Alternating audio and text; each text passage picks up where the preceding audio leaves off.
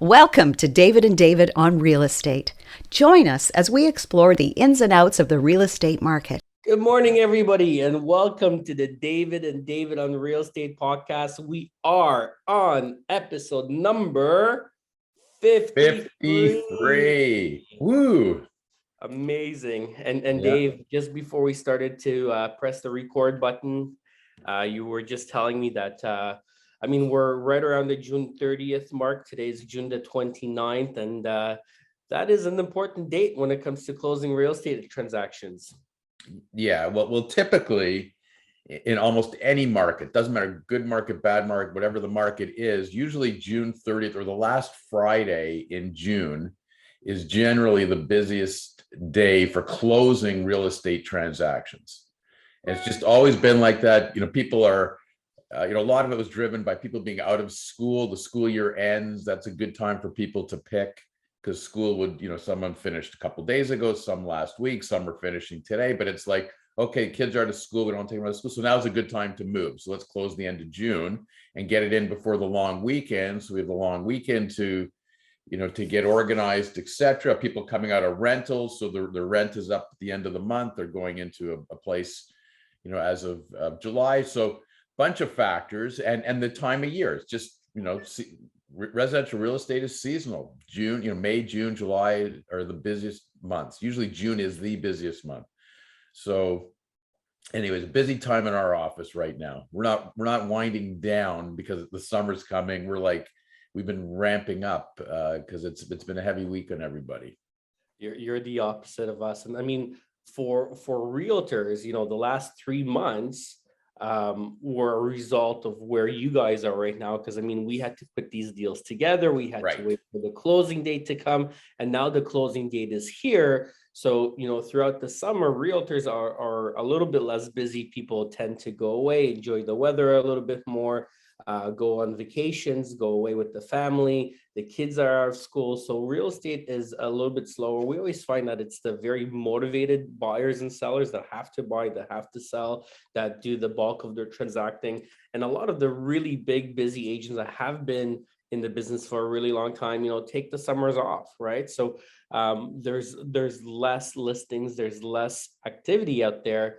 But with having said that, there's also an opportunity for the realtors that want to hustle and for the realtors that want to work really hard to really go out there and really do business in a big way, because there's less realtors out there soliciting and looking for business. So there's more business available if you're looking for business. I ran into a really big broker owner yesterday that's been around for a really long time. And he was telling me a little bit about the history of Sam McDaddy and Loretta Finney. And he basically told me that when the market crashed in 1989, that because of the hard work that both those realtors put in, that's when they were able to really differentiate themselves and really build that big brand, is because they went and they worked and they hustled and they out hustled every other realtor that just refused to work in 1989 because the market crashed, because the market wasn't doing well, because there was no business out there. And this particular broker owner was telling me that those two agents worked so hard and they were able to build a brand so big that 30 years later they're still really untouchable in the industry. So a big learning lesson out there to a lot of the realtors, and I hear it all the time. Oh, the market isn't good, the market is slowing down. Be very careful if not to let yourself be caught up in that negativity, because I view this market as a market of opportunity. Right. And I think that's the way you have to look at it. Like, it's, every time there's a challenge, that happens professionally, how are you going to react to that? So are you going to say, okay, things aren't great right now, it's really difficult out there, I don't want to, get in there and start mucking in that situation? Or are you saying, no, this is an opportunity. This is an opportunity to make a reputation, to get out there, to show that you care, to help clients out. It's a very challenging market right now. And, and this is a market where agents are really going to make their reputations, and lawyers too, for that matter. Okay. A lot of people can close routine transactions. A lot of agents can get can deal with multi-offer bids. When there's no conditions, no negotiation, nothing to do, you're just coming up with a purchase price. Sometimes you're not even negotiating a closing date because the seller's dictating the closing. It's fill in the name of the buyer, put a purchase price down, and hope that you win. Okay, that's very different than what agents are going through now to get a transaction completed. They got to negotiate a whole bunch of terms again. They're going to earn their stripes.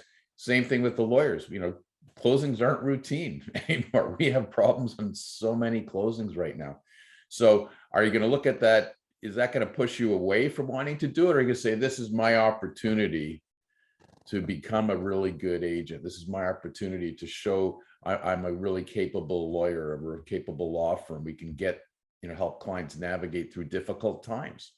I look at, these are opportunities, these challenges, not something you should be deterred from doing.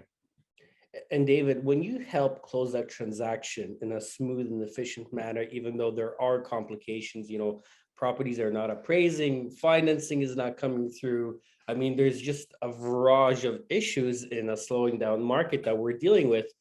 But when you help your clients get through those tough times, you get a loyal customer forever. Like, they're coming back to Kormans, they're telling all their friends to use Kormans. Next time they're in a bar and they hear, somebody talking about a difficult closing, they're leaning over, and they're saying, listen, next time use Kormans, because, I went through the same situation and they were able to turn the situation around and make something that was very difficult, something very pleasant and experience. And the communication was great, and they were there every step of the way. And we really felt like we came out on top. And this other lawyer that we used, it would have never happened like this, because they didn't have our backs. Yeah, we hope that people feel those results. And I'll tell you, quite frankly, David, like, it's difficult right now. It's difficult, as experienced as we are, and as much as we've seen most of everything. It's really difficult when there's so many factors, like we talked about this last week on our podcast. But closings are affected in so many ways. So the percentage of difficult closings has gone up significantly. Like, we always have some that go off the rails in any market, and as lawyers, we want to be prepared for that. So if we had 50 closings on June 30th, usually we're hoping that 45 of them are going to go pretty smoothly in most years. We're hoping that some of the financing is a little bit late, there's last minute things, but overall it's relatively routine, and we hope for that, so that we can spend our time on the 5 that really need us, where there's issues. But right now, 2022 June, it's not, I wouldn't say it would be a 45-5 split. It's like a 50-50 split. Like, there are problems on so many transactions, and some of them aren't problems that are going to prevent the transaction from ultimately closing. Sometimes it's just trying to get the financing, getting there on time, things like that.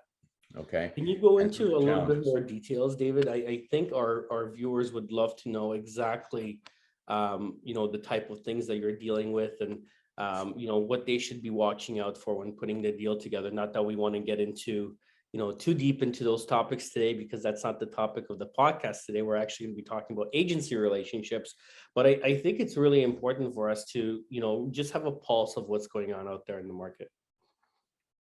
Well, a lot of the issues are driven right now because of the lender situation and appraised values, and values got pushed up a lot. And again, our focus is mostly GTA centered, because it's happened more so here than other parts of the province, and we closed transactions over the province, but a lot of it's happening in the sort of the bigger centers. Because values were pushed up, people are getting approved for mortgages. Oh yeah, you could go, we'll pre-approve you for mortgage up to $1 million. So go buy a house for $1.3 million or something like that, right? And then they do, because they've got that in their back pocket, no conditions, or they waive conditions. But the approval said it's subject to an appraisal, and sometimes it's subject to them appraising more than once. So if you got a closing, let's say you're closing June 30th, but you signed your agreement in April or the beginning of May or something like that. And they may have the lender may have sent someone out and looked at the property and go, okay, you're paying $1.3 million for the property. We're going to give you $1 million. And then a few days before closing, they do another appraisal and the prices have gone down. The market has dropped a little bit. And they go back and they say, no, the property is really only worth $1.2 million. And so we're only going to give you 70% of $1.2 million instead of 70% of $1.3 million. So all of that creates a shortfall and very little notice, right?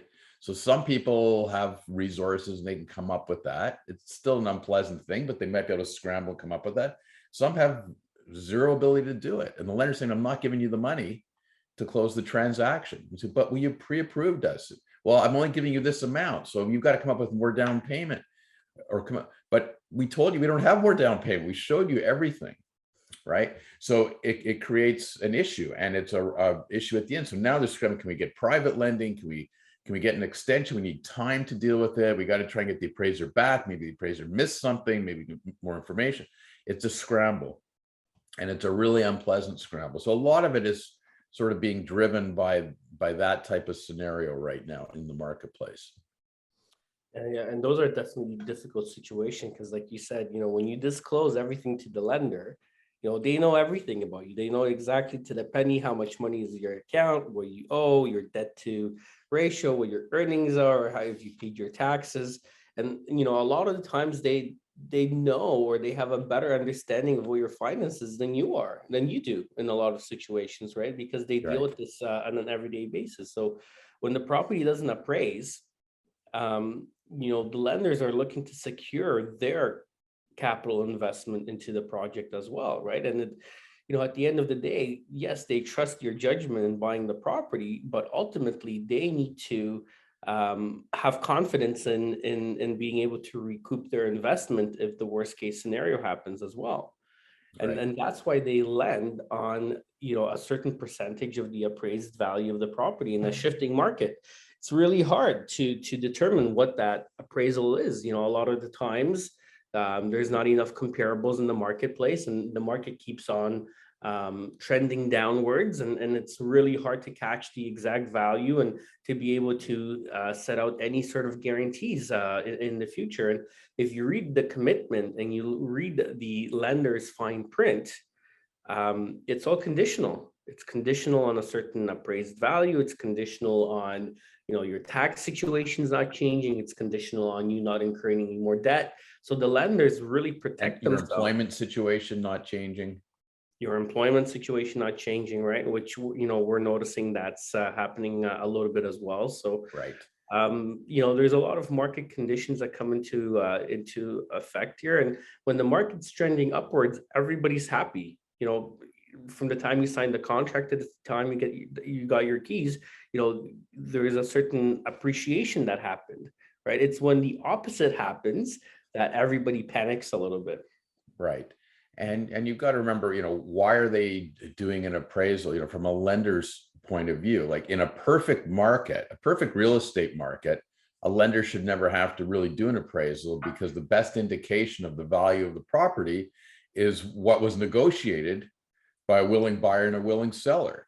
Okay, that's how much the property is worth. The property's been exposed, multiple listing or something. A lot of people saw it. A lot of people could offer, and now a buyer and a seller negotiated a price in a perfect market. That's fair market value, right? But that's not what the lenders are looking at. So they're not looking at what the parties agreed to, because as we know, there's a lot of factors that come into play as to what ultimately gets negotiated. Sometimes people overbid, or there's multi-offers that pushes it up. Sometimes just somebody just wants the property, so they just want to maybe, even if it was, it wasn't a multi-offer situation, but they know there was a potentially competing offer and they're just prepared. Okay, I'm going to throw an extra 50,000. So I want to make sure I get this property. So it's not really worth 50,000 or more, but they're prepared to pay that. So it's not an indication of the real value. So a lender's looking at if the mortgage goes bad, if they default on the mortgage, okay, and I got to resell this property, what am I going to likely resell it for on a conservative basis? How much am I going to resell it in whatever market that's going to be? And it's going to be a few months down the road because they don't default day one. So the closing today, maybe it defaults in September in the fall market. Certain factors might be more interest rates coming, hikes coming. So maybe they're saying, oh, the market might drop even more in the fall. Maybe it won't happen. Maybe the market will be better. Maybe the supply gets better. So it might actually be a better market in the fall. But nobody has a full crystal ball. So they're trying to make their best guess. But their concern is, if I got to resell this property 3 months from now, 6 months from now or something, how much am I realistically going to get? Am I going to get enough to get my money out, the lender, to get, and it's not just the 70% of value or whatever they lended. They got to pay commission to resell the property. They may have to, go into possession of the property. They might incur, court costs or lawyer costs, carrying costs, insurance costs. There's other Property factors. management costs, right? Like, I mean, they turn off the water. Like, what I love about these situations, David, is that, banks have hundreds of years of experience dealing with clients, with lenders, and with property management situations. They've seen it all, so you look at some of the fine print and some of the policies and procedures they have in place, and sometimes you wonder, like, is this really necessary? But then a situation occurs, or you hear of a situation, you're like, wow, the bank kind of foresaw that happening and they protected themselves. And the reason they're able to do that is because they've been around for such a long time, and they've experienced all these situations before, not once, not twice, but hundreds of times. And they, continue to adapt their policies and procedures and regulations to mitigate their risks as they experience all these situations moving forward. They're always adapting, right? So you look at some of these cornerstone institutions, and the rules are there to protect them ultimately, and it's because it's something that they've experienced before. They probably got burnt on it before, and they're creating a situation to protect themselves from incurring that type of risk again in the future. Yeah, and that's exactly what a buyer should be doing and a seller should be doing. You've got to be informed. You've got to have the proper advice from a qualified real estate agent, from a qualified lawyer, to help guide you through this, because you have to look at the various scenarios of things that could go wrong right now. Okay. And we're coming right off a market where people didn't have to focus on that as much because transactions were closing. And there weren't these kids. But now you have to say, okay, what if my deal doesn't close? What if it's got nothing to do with my transaction, but there's a chain reaction because a couple transactions down the road, somebody had a problem getting financing. So somebody couldn't close. They were supposed to buy a seller's property, and that seller was supposed to buy my property. So it's got nothing to do with our transaction, but it happened down the road. Somebody else. So that the person buying my property doesn't have money because the person trying to buy their property couldn't get the money. It's got nothing to do with our transaction, but all of a sudden we're stuck. And that's what's happening. So you have to guard against that. So I'm telling everybody that'll listen to me, if you're buying and selling, try and arrange for a bridge loan, no matter what. You may never use it. Hopefully you never need it. If you don't use it, you're generally not paying for it. You might have an admin fee. You may not even have an admin fee just for setting it up. So smart, David. Very good. Try and have it in place just in case, because it may not be your transaction that goes bad, but it's something down the chain and it affects your transaction. Yep. So you just never know. Talking about, making sure that properties close on time. I had a situation where one of my agents called me, and he was listing a bungalow in Oakville. And the title was in two names. One of the parties was deceased, and the other party was an elderly woman who was in an old age home, and her daughter had power of attorney on her. So, I mean, legal right to sell the home because the deceased, the title falls over to the wife, and the daughter has power of attorney on the wife. But we were also made aware that the doctors think that the wife, who is in an old age home, has days to live. Mm. So I told my agent, I said, listen, make sure you insert a probate in a Schedule C, because if the mother passes away during the time of negotiating the offer, or even post accepting an offer and before the closing date, you're going to have an issue. And my agent says to me, well, if that happens, we'll just come back to the table and renegotiate. And I said, interesting, interesting way of viewing the situation. But I said, remember the context and the market that we're in.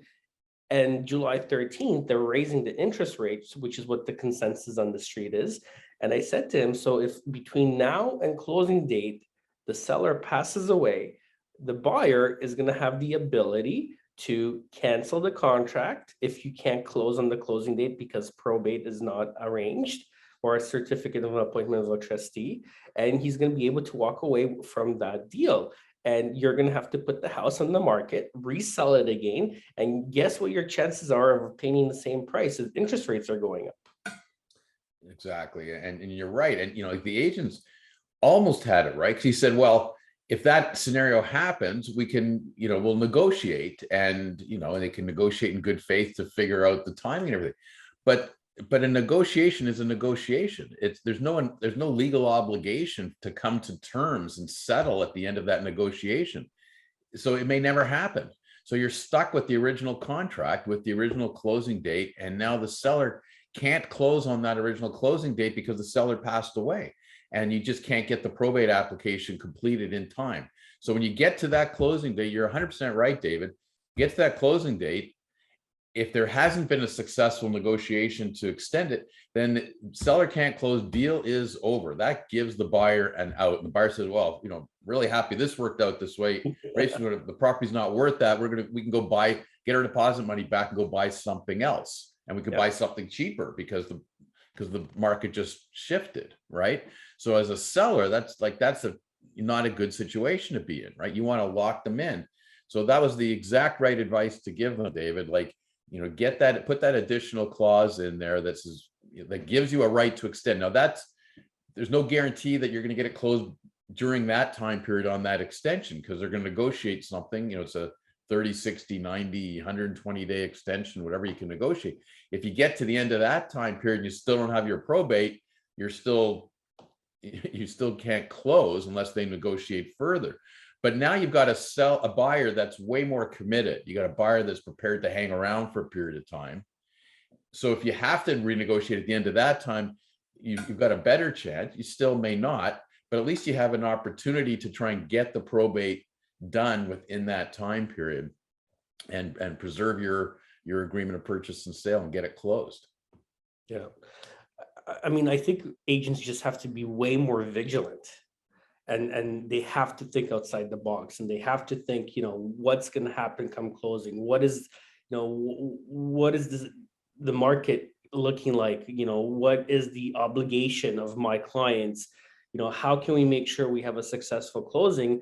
And if they approach it from that point of view and think, 3 steps ahead, all parties are going to be in a much better position. Yeah. Well, I had one last night that came to me. It was sort of interesting because it's a seller, but it's going to be buying out of province. I'm not acting on the purchase, but I'll be acting on the sale. And the agent, was trying to do the right thing and say, just in case there's an issue down the road, you should probably arrange for a bridge loan, to help you buy. But not only that, but he negotiated a clause right into the sales agreement that basically said, if the buyer defaults, the buyer doesn't close on the closing date, the buyer agrees that the $75,000 deposit can be released immediately by the brokerage holding it to the seller.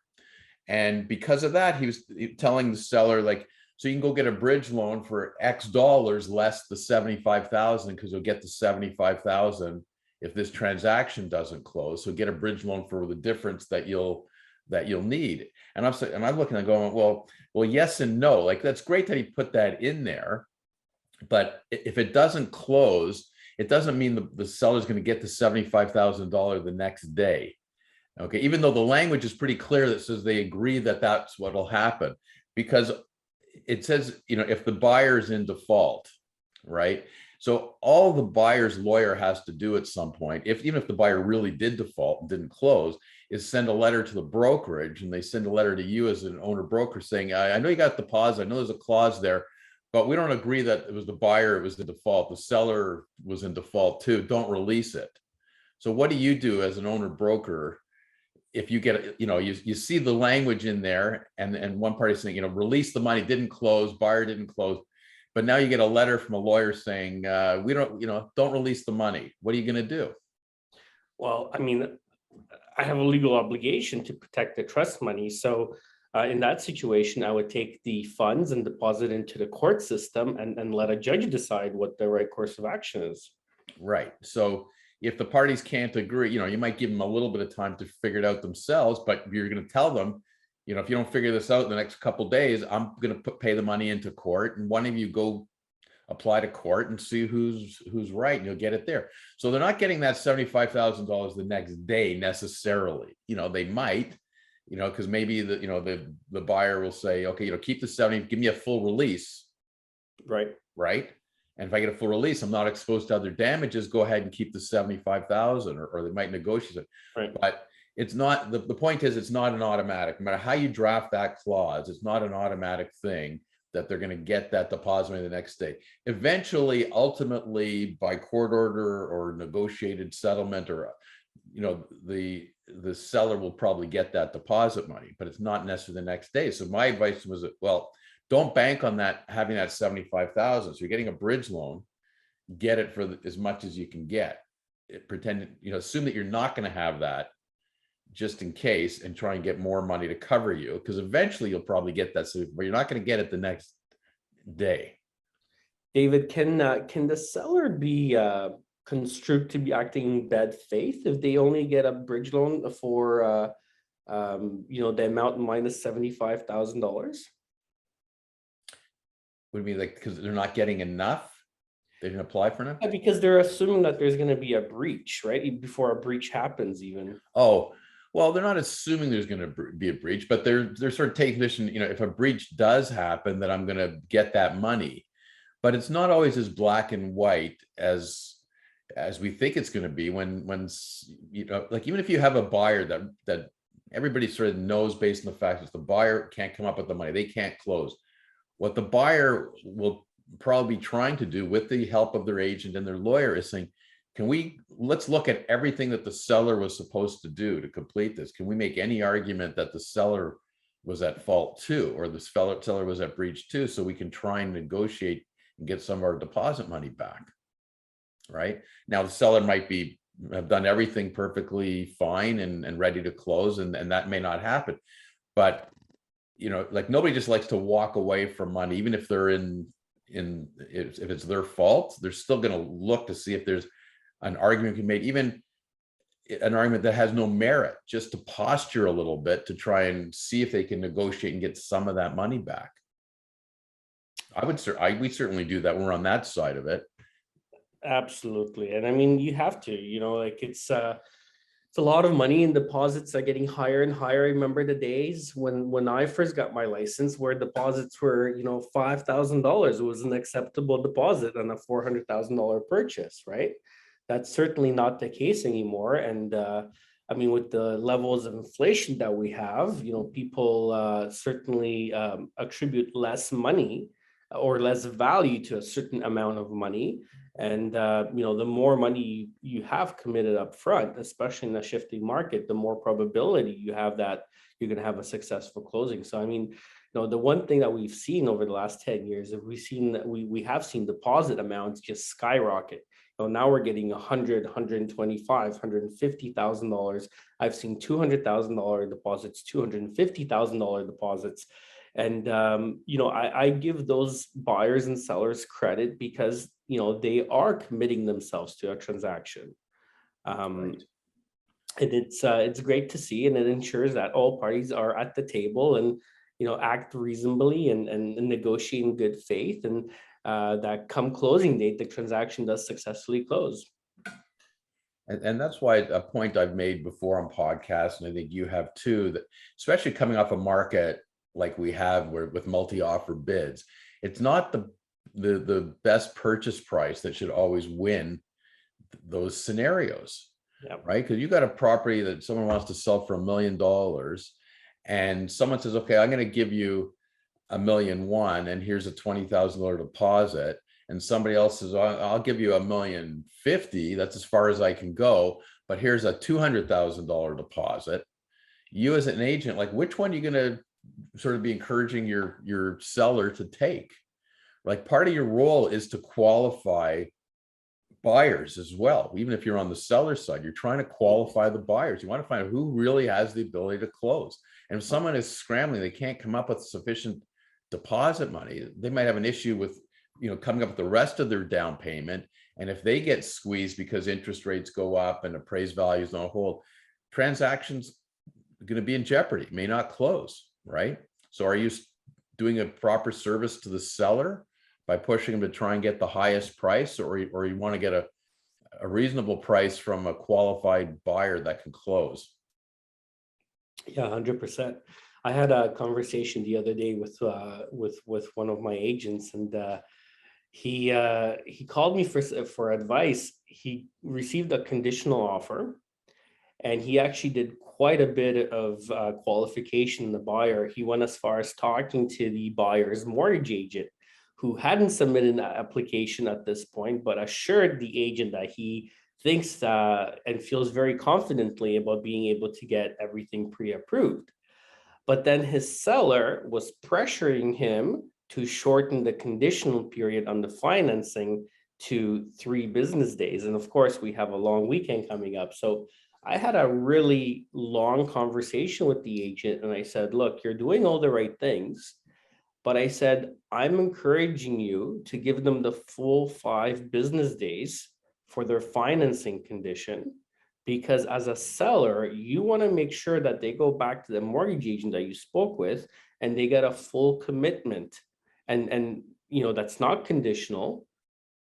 And I said, if you really want to be sure, then ask for a further deposit on the removal of conditions, because then the buyer is going to have to be extra sure that they do have the financing in place and they feel confident to be able to close. Otherwise, they're not going to put more money on the table before waiving that condition. Right? But it's so important to, if you have any doubts, go through that conditional period and give the buyer the benefit of the doubt, because it's better to find out up front than it is to find out 2 months later that the financing hasn't gone through. Right. And like you said, in that scenario, especially the long weekend and everything, if you're not giving them enough time, all that's going to happen is you're going to get to Monday next week and they're going to say, hey, we can't waive the condition because we're not ready. So either we're out or you have to extend the condition. We got to do an amendment to extend the condition. So you're going to be back there anyways.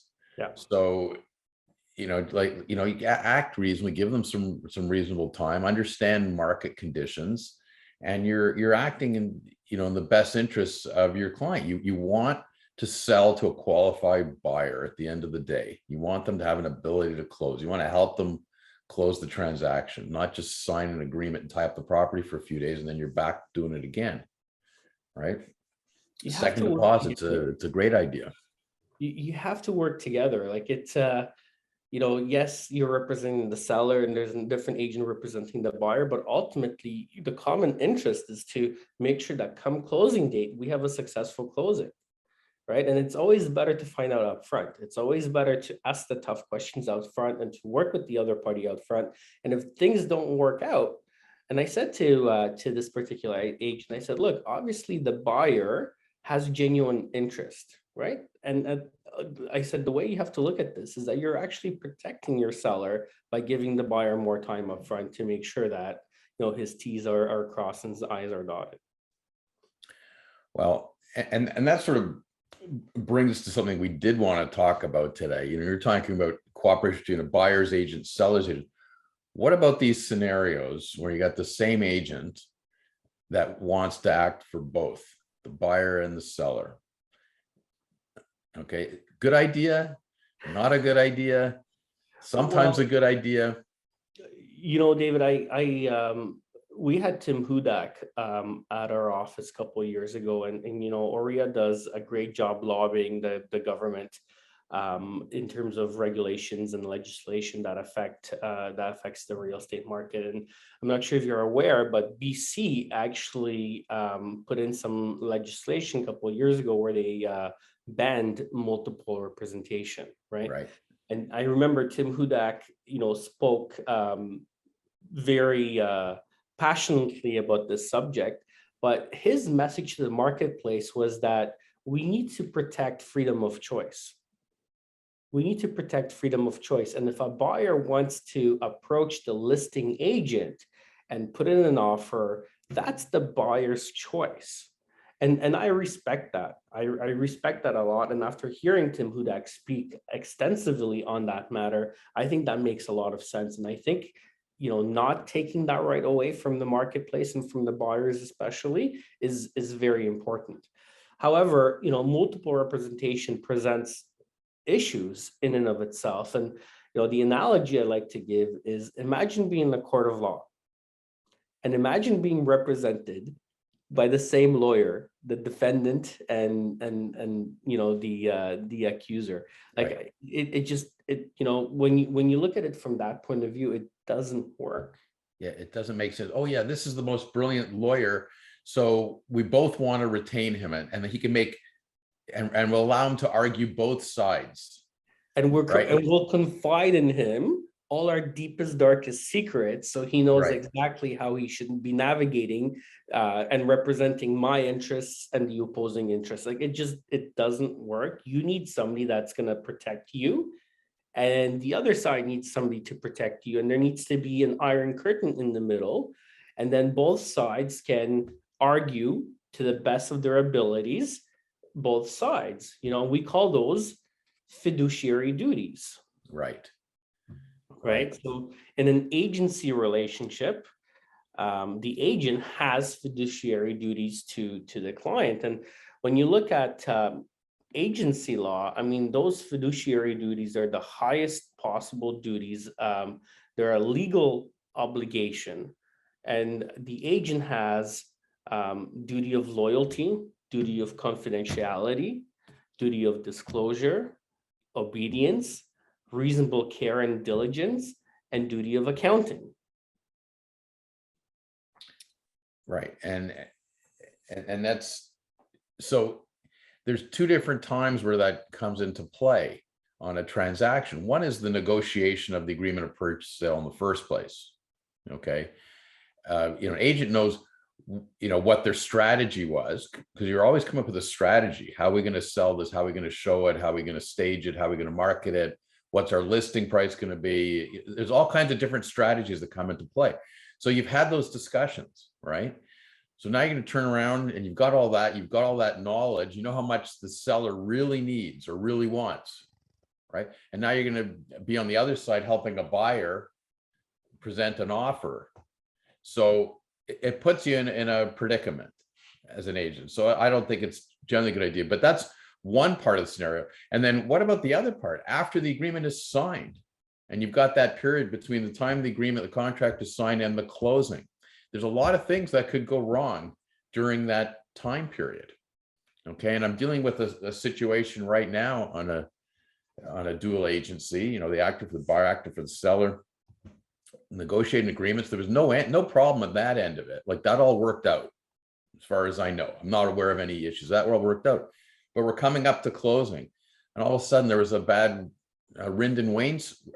wind and rainstorm a couple of weeks ago, and it did some damage. So this is after the contract is signed, during this interval before closing. And there's some water damage, some shingles off the roof's got to be repaired. There's water in the drywall, behind walls, damaged floors from it, things like that. Okay.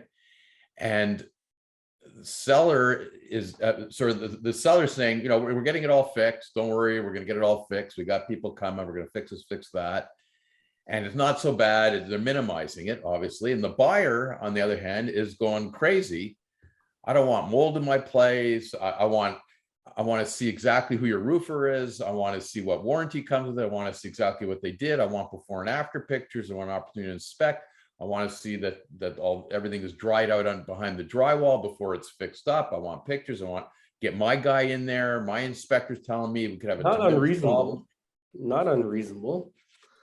No, but they're on two very different views of the situation. One is minimizing it, and the other one is maximizing it, for lack of a better term. And the reality is probably, something in the middle, right? But they've got the same agent, and the agent is saying what do I do? I can't pick sides. What am I going to do? So now we're the agent's sort of staying out of it and leaving it for the lawyers to write letters back and forth. But the lawyers aren't going to the house. Like, I'm not going to the house to go up on the roof and see what the roof looks like. And I'm not looking on the drywall. I'm not there talking to the roofer or the inspector, but an agent could be. An agent could be there and talking to the trades that are doing with it and helping them find the right trades and make sure they get the trades, providing a written report or pictures or before and after, and dealing with stuff like that. And an agent should be doing that, but it's really difficult for this agent to do it because they're on both sides, right? And so what do you do? So that's why, these scenarios are very difficult. It's not just the negotiation of the agreement. It's what happens after the agreement. You still got to help the clients out to get them to close the transaction. And issues do come up.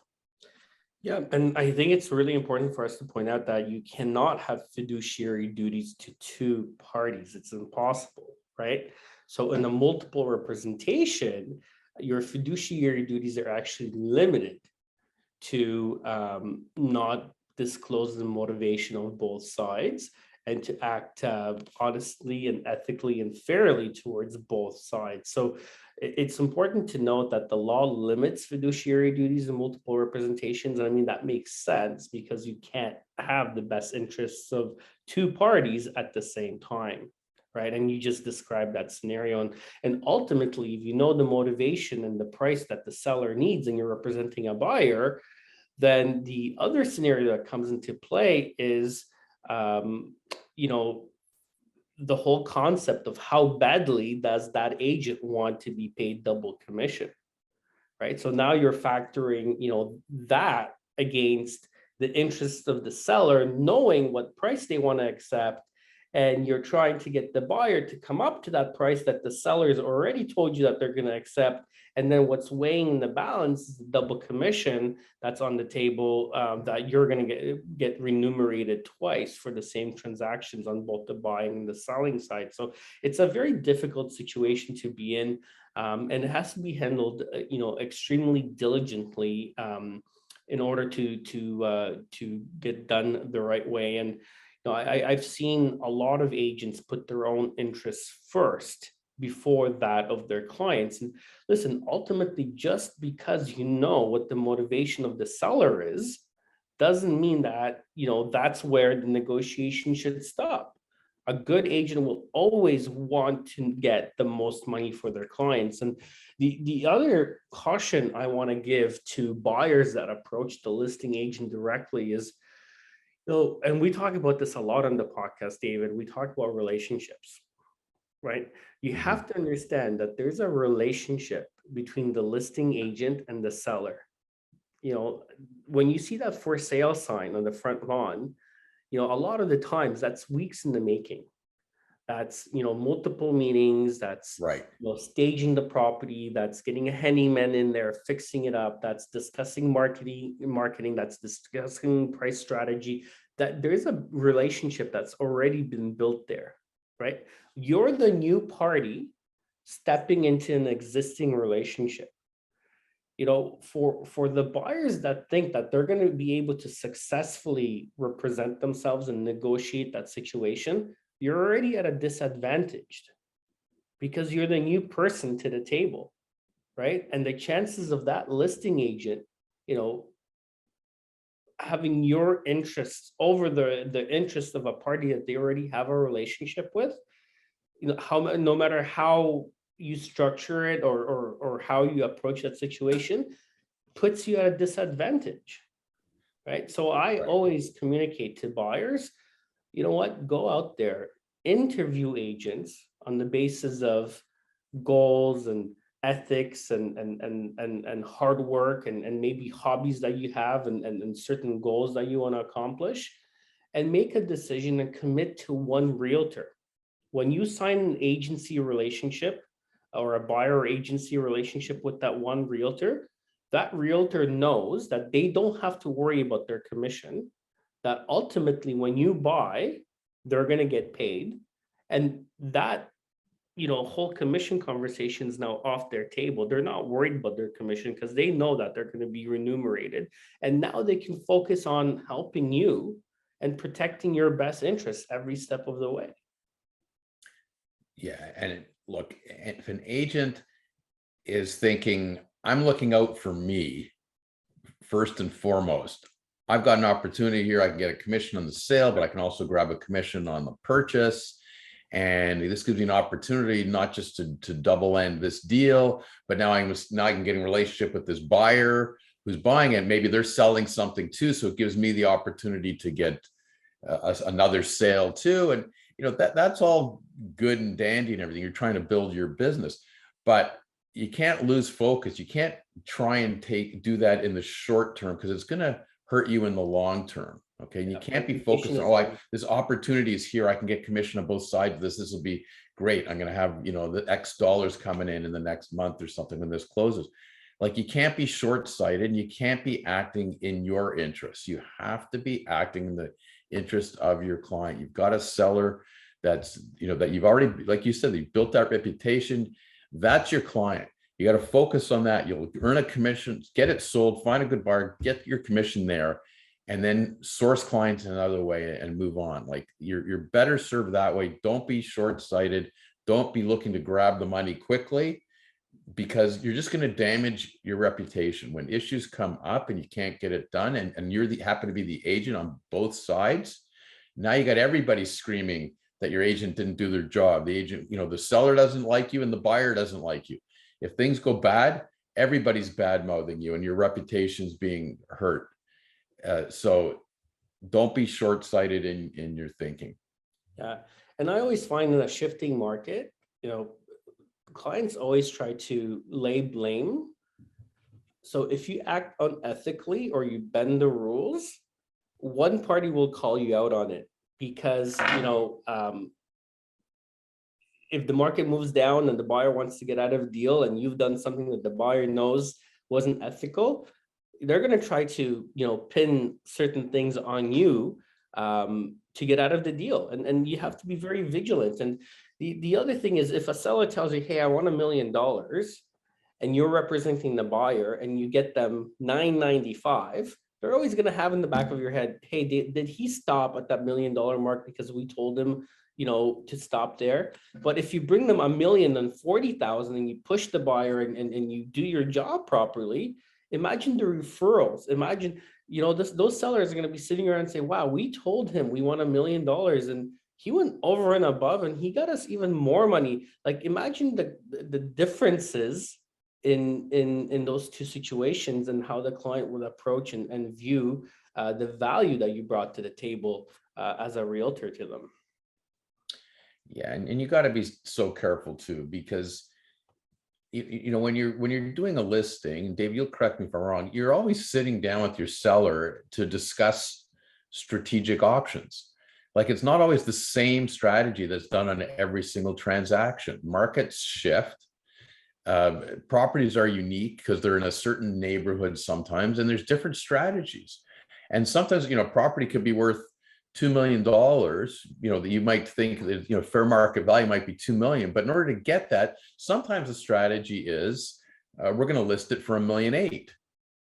Okay. Now they might agree that we're never going to sell it for $1.8 million. We should never have to sell it for $1.8 million, but that's what we want to put the listing out, because that'll entice offers and we can get multi offers. And, it's similar to the market that we just come out of, because we think it'll get pushed up to somewhere close to 2 million at the end of the day. Okay. So if that's the strategy, now you got a buyer you're going to act for as well. Like, the buyers will say, oh, I see it's being listed for $1.8 million. Like, how much, should we put it? We'll put an offer of $1.8 million. So, well, there's no way the seller's going to sell it to you for $1.8 million. You're going to have to, come up with more. But now you're disclosing some of your strategy, or you probably shouldn't be, but you're being asked about it. And it puts you in a precarious situation. And you can't say, well, I know they're the 1,800,000, but you know what? If you put it in 1,900,000, I know the seller will take it at 1,900,000 because they're motivated to sell. Well, but that's not right. Mhm. Okay. It's just not ethically right. Yeah, and you have to be especially careful with these situations at open houses, right? Because buyers will come into an open house and they'll engage you as the listing agent, and you engage them back. And a lot of the time, the conversation centers around price, around motivation, where's the seller going? And then at the end, you're like, you're interested in this house? And they're like, yeah, I'll give my agent a call. And you're like, wow, what did I just do? I told them that the seller is moving out of the city. I told them Right. that the seller is getting a divorce. I told them this, I told them that, and I shouldn't have told them any of that because it speaks to the motivation of the seller. So you have to be very careful and know who you're speaking with, whether they're a client, whether they're a customer, um, who are you representing, and what your duties of disclosure are to both parties, right? And if you follow the principles of fiduciary duty and client versus a customer relationship, the law will always save you and always tell you how you need to behave and how you need to conduct yourself. So some really great principles there. I did want to talk about buyer representation agreements for a second, because I'm noticing that a lot of buyers are not committing to realtors. And I'm noticing also in the industry that a lot of realtors are not signing buyer representation agreements up until the time they're putting in offers. And, Right. I think this is a big mistake. I know that as a realtors, you want to build trust with the buyers before getting them to commit. However, I think if you structure and have a very well rehearsed buyer presentation at the beginning of your relationship, and when you meet a new buyer, don't just book appointments and say, okay, let's go out and see houses. The first appointment should always be at their house, and if they're renting and they don't have a house, at the office. And you should do a structured buyer presentation for them.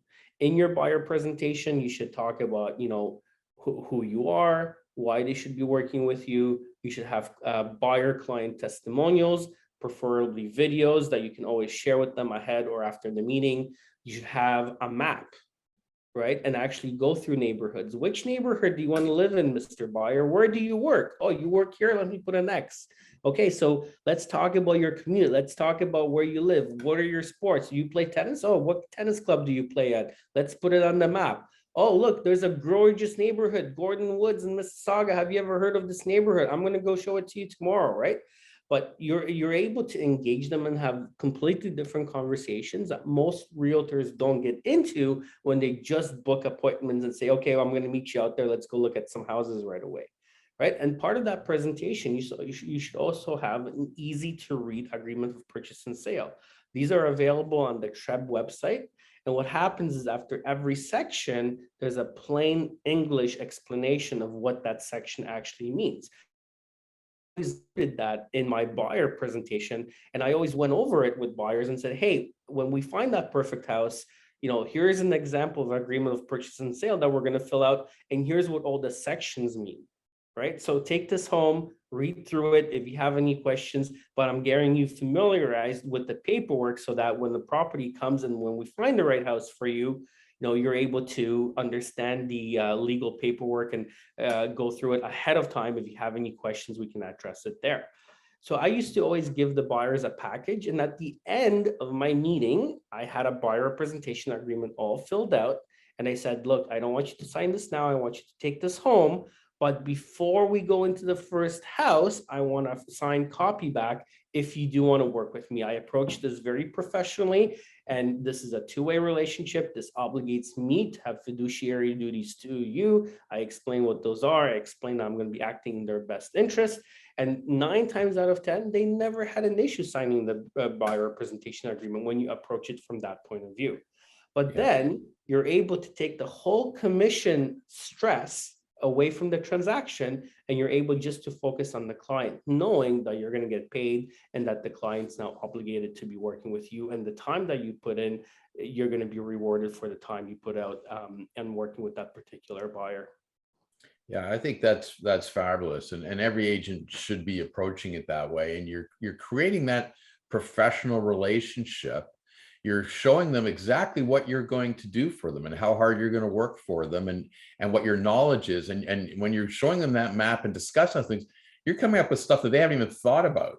100%. Where the schools are, where the parks are, where the buses are, where the, where the clubs are, all those factors. Like, so, and you're showing your professionalism.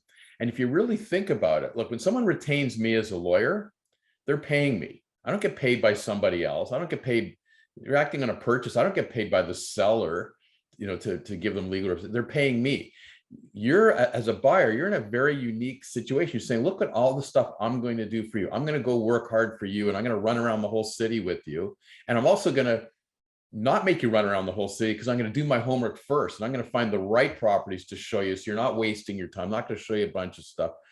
But not only that, you don't even have to pay me. You're not even going to pay me.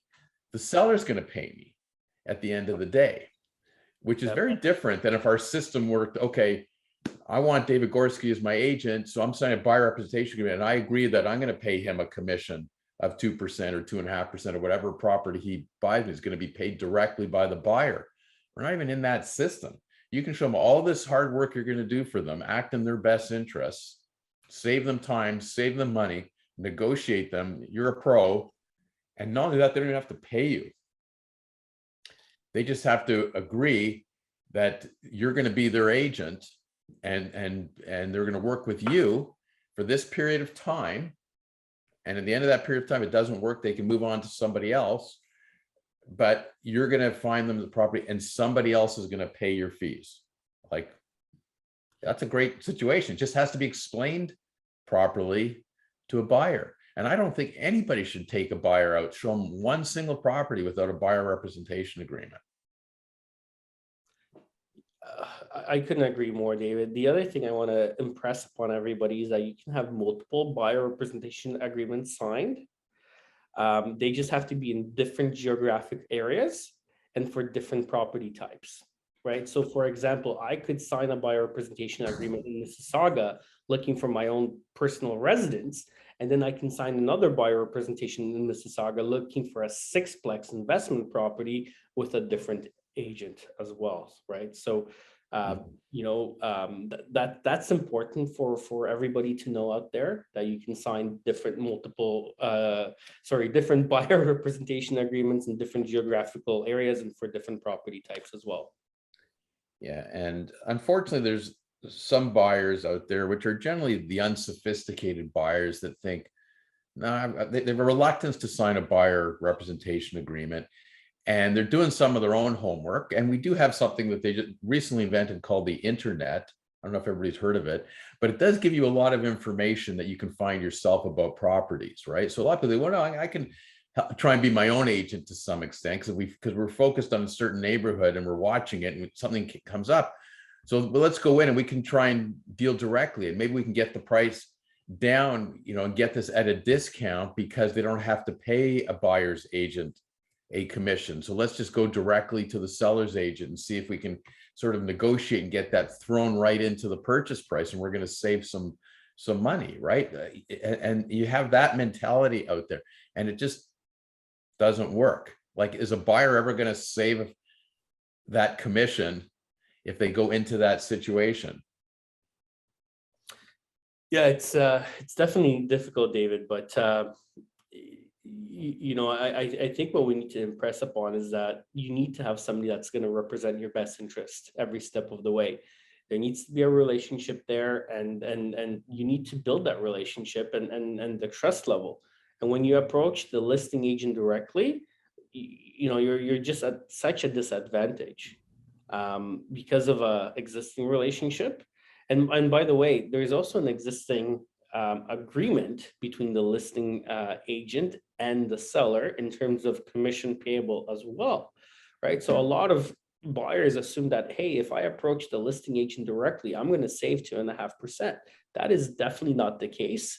I encourage all my realtors, when they represent both parties and there's multiple representation, to get the full remuneration of commission. And the reason for that is because, representing two parties on one transaction is far more difficult And the chances of it turning into a litigation situation are far bigger, and the chances for like any sort of liability to be incurred are far more substantial as well. So I feel in that situation where a realtor does take on the buyer and seller at the same time, they should be remunerated more than in the standard course of doing business, for sure. Yeah, and a buyer that might think that they're getting the saving the 2.5%, like they think they might be paying 2.5% less for a property because there isn't a commission going to a buyer's agent, but it's 2.5% of what? They may have just overpaid on that property because they didn't have someone negotiating for them in their best interest. So even though they think they're saving 2% or 2.5%, they may have overpaid by 5%. Like, you don't even know.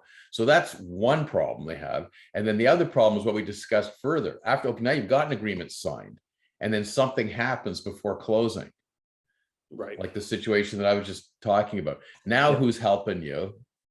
Right. Who's helping you? You don't have an agent, right? Issues have come up and you don't have an agent that's really representing you on the transaction, and you've got problems. So, commissions are to me, it's money well spent.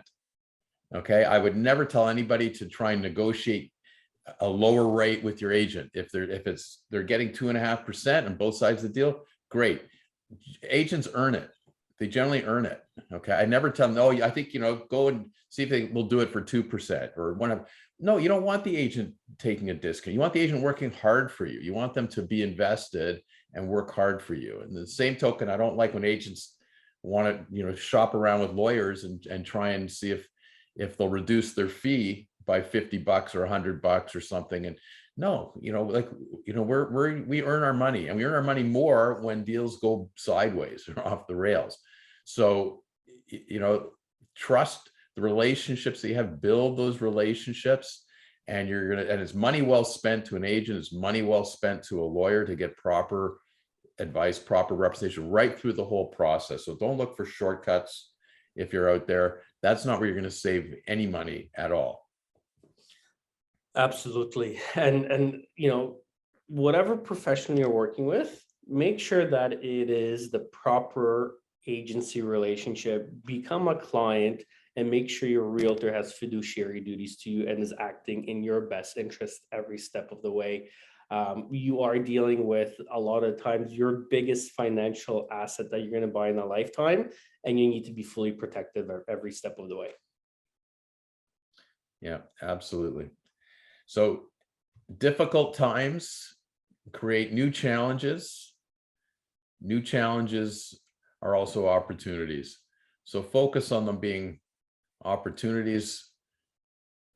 Work hard, find results, be creative, get out there. That's how you build your reputation as an agent. That's how you build your reputation as lawyers in the real estate market, and take advantage of the opportunities. Pressure create diamonds. I like that. Right. And we're feeling tons of pressure, but listen, Yeah. it's the realtors that view this as the market of opportunities and communicate that to their clients, both buyers and sellers, that are going to win. Right. And I always say, listen, a property is worth what a seller is willing to sell and what a buyer is willing to pay. So, my message to all the buyers, because I get asked every day, is now the right time to buy? And I say, try your offer, test the motivation of the seller, right? You might not get the first offer, right? But test the motivation of the seller, submit those offers, talk to your buyers, communicate, and get them to the table, because this is a market of opportunities. Absolutely. There's business out there. There'll be more over the summer. Some, it's great for people to take time off. I don't encourage everybody to work all year round, and it's going to be quieter. But for many of you out there, now is an opportunity to try and get some results for your clients and potential clients. So just be mindful of that and look for those opportunities. Good chance to earn some commission and build your reputation at the same time. I want to leave you with this one thought. Remember, Sam McDaddy and Loretta Finney built their multi-million-dollar real estate careers in 1989 in a very similar market that we're experiencing now, where there were a drastic increase in interest rates and a big decrease in real estate prices. So, those are the two largest realtors that I know of here in Mississauga, and they both built their businesses in 1989, according to a very well-respected broker owner that I ran into yesterday. So keep that in mind. It's a market of opportunities. Go out there, hustle. There's tons of money, and people are looking for deals. Yeah. Get out there. Get out there. Do your job, but do your job for one client at a time, and that'll lead to multi-clients. Yeah, and listen to the David and David on the Real Estate Podcast. We'll guide you and we'll show you guys the way. And as always, David and I are available. If you guys have any questions, reach out to us. We're happy to talk to you guys, and we're happy to give you guys any sort of advice and suggestions and help you guys on your journey to success. Stay safe, everybody. Get out there, enjoy some of the good weather too, and do good business the right way. As well to everybody. Thanks so much.